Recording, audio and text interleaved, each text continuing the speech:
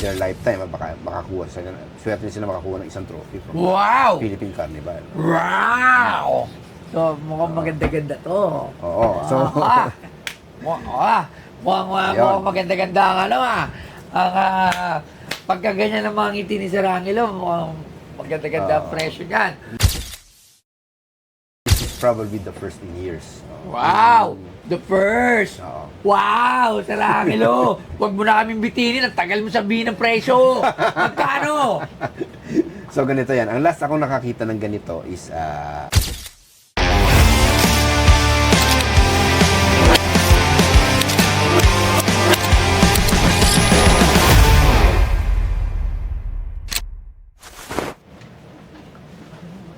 Pasok mga brother. Magandang hapon. Ano ba pangalan nila? Lorenzo po. Lorenzo. Lorenzo Arnold. Taga saan po kayo? Dito lang po sa Askatuna Beach. Taga Tuna. Ano pong dala nyo sa amin ngayong araw na to? Mga antique po, boss. Antik. Tingnan natin kung ano yung antik nyo. Kung may value ba yan o wala. Ante lang. Mabigat ba? Hindi naman. Isa lang. Ano ba to? Yung trophy po. Trophy. O sige, ito na muna.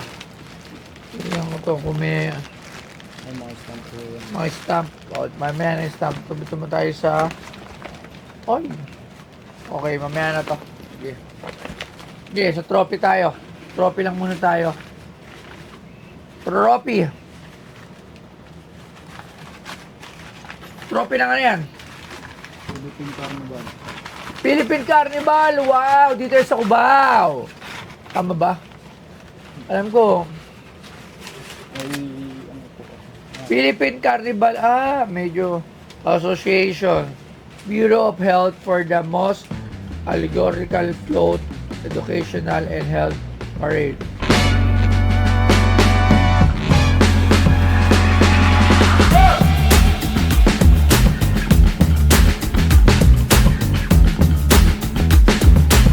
Ang Manila Carnival ay unang itinatag ng kolonyal na administrasyon ng mga Amerikano noong Pebrero 1908 upang ipagdiwang ang maayos na relasyon sa pagitan ng Amerika at Pilipinas.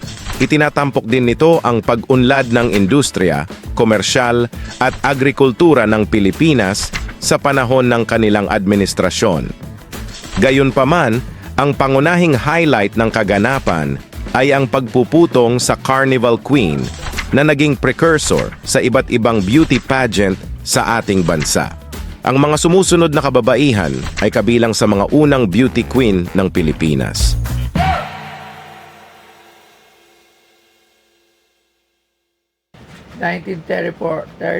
1934.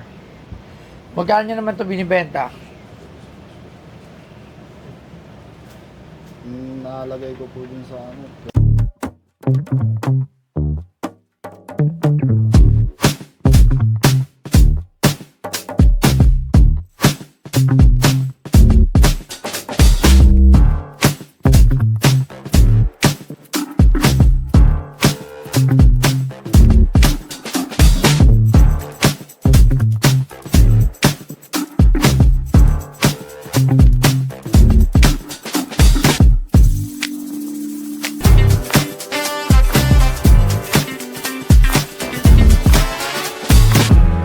Magkano nyo naman ito binibenta? Nalagay ko po dun sa ano. 20k po sa ano. 20K. Okay. Hindi ko lang sure kung tama ba yung Philippine Carnival. Kung dito ba yun sa Cubao. So, tawagin lang natin Sir Angelo Bernardo para Sir Angelo Bernardo, pasok!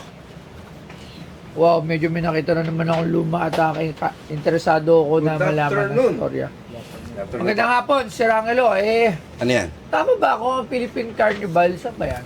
Tingnan. Sa Cubao? Cubao. Di ba? Tama? Fiesta Carnival yata Fiesta yan. Carnival pala. Association pala yan. The Philippine Carnival Association to the Bureau of Health for the most allegorical float, educational and health parade, 1934. Wow. So what does it mean? Ganda nito. Yung ano kasi, yung Philippine Carnival, ano yan annual event na ginawa yan ng American period.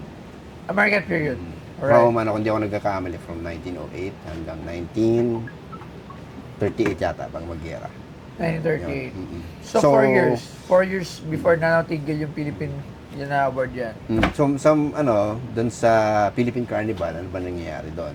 So, meron yan, yung mga floats nga. Yung mga Floats. parade, ganun, mga parade, tapos kung ano, sari-saring games. And then, yung pinaka, niya, sikat sa kanya, yung beauty contest. Yung doon na, doon ina-award yung mga Carnival Queen. Yan. Wala pang binibining Pilipinas noon. Yun na yung, yun yung ginagawa, para magkaroon tayo ng... So, mas Philippine- maganda ang trophy nun. Mas maganda, at saka mas mahal yung mga... O, ayan. Pag makakuha ka Ano na. trophy yan? To the Bureau of Health eh. So, ano yun? Well, kung Carnival Queen mismo, kung trophy ng Carnival Queen mismo, yung nanalo na beauty contest, yun talaga, yun. Mahal. Mahal talaga yun. Wow. Ito, may presyo rin naman to kasi related siya sa Philippine Carnival, sa Manila Yes. Carnival. Manila Carnival yung actually tawag niya. Pero ang nag-handle nun yung Philippine Carnival Association.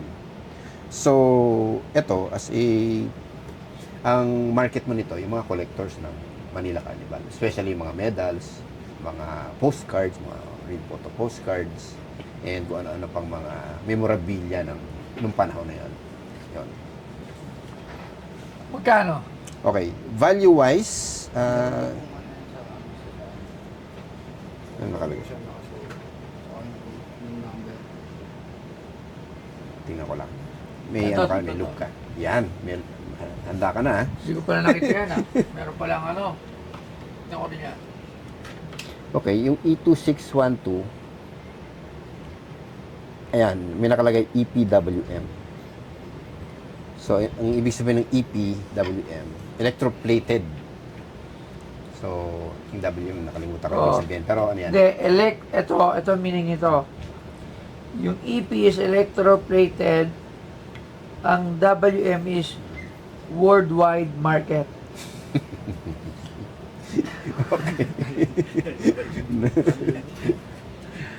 So electroplate, kaya siya, kaya kita mo, So, silver. natatanggal. Plated, silver plated ito. Oo, ayun, natanggal siya. Parang chrome. Parang chrome. Parang ganun. Tubog. Parang tinubog siya. Okay, so magkano naman yan? Well, given sa condition niya and rarity niya, this is probably rare, no? Kasi Wow, hindi ka rare. hindi ka naman nakakakuha ng trophy na araw-araw na ganyan, Tsaka talagang This is something iba dyan. for keeps at for collectors. And sa iba na collector, baka na yan, in their lifetime, baka makakuha sila, swerte sila makakuha ng isang trophy from Wow! Philippine Carnival. Wow! So, mukhang maganda-ganda to. Oo. So, Mukhang maganda-ganda ang ang pagkaganyan ng mga ngiti ni Sir Angelo, mukhang maganda-ganda ang presyo niyan. hindi pa Ang siya, tanong, hindi pa ako nagwawaw pero... hindi pa nagwawaw. Hindi pa ako nagwawaw. Pag Okay. nagwawaw ako, yun na yun. magandang presyo. Pero this is something rare. It's something something to rare. collect. Condition niya lang talaga yung problema. Condition lang, oo. So, ang tanong ng bayan, magkano Sir Angelo Well, in recent years, wala tayong nakikitang trophy talaga na nabenta in the market. ng Philippine Carnival Association? Any trophy from From Carnival Philippine Queen. Carnival. So, eventually, this is the first. This is probably the first in years. Wow! The first! Oo. Wow! Sir Angelo! Huwag mo na kaming bitinin. Ang tagal mo sabihin ng presyo. Magkano? So, ganito yan. Ang last ako nakakita ng ganito is 20 years ago na. Trophy rin? Trophy rin, oo. At yun, mas worse pa yung condition nun. Wala nang ganito. Magkano? Okay. Ang tanong niya, kung magkano? So, siyempre, dahil wala tayo recent years na basihan Babasehan. kung magkano, I would say, kung ako magbenta, kunyari, or ilalagay ko sa auction environment. Mukhang maganda to So, ako nabibili. Hindi. Magkano? Siguro, yan, kaya mo ibenta yan between Wow! 30 to 50. 30 to 50! In an auction environment. Alright. Yan. Maraming salamat, Sir Angelo Sige. Bernardo. Thank you. Thank you very much. Thank you. Wow! Alam nyo, pag ang expert nagsasabi ng mga ganun, it means talagang collector siya at pwede ko siyang i-invest. Okay, so sa auction price, papaliwanag ko lang, your asking is 20,000. Auction price is 30 to 50. Alright, so it doesn't mean na pag 30 to 50, is doon ka na siya babayaran. Siyempre kasi, pag sa auction ka, kung magkano nila mabebenta yon, yung nag-auction nun is there are certain percentage na makukuha doon sa auction house. Plus, dahil hindi rin sigurado kung mabebenta natin ng ganong presyo. Plus, din yung factor na yung mga babayaran mo pag sinali mo sa auction. Okay, so ako, para being fair for you, bought 20,000 pesos. 20,000 pesos. Kasi, syempre, it will stay for me na hindi ko alam kung hanggang kailan ko siya mabibenta at kung kailan yung auction. Pero for me, 20,000 pesos. Okay to. This is something na, di ba? Maraming salamat. Sana masaya kayo sa deal natin. At thank you very much. Alright? Thank you, salamat. First trophy na may kakaiba. Alright. Oh. Okay, thank you. Maraming salamat po kay Boss Toyo. Nabili niyo po yung dinala kong trophy Philippine Carnival po. Maraming salamat po, Boss Toyo.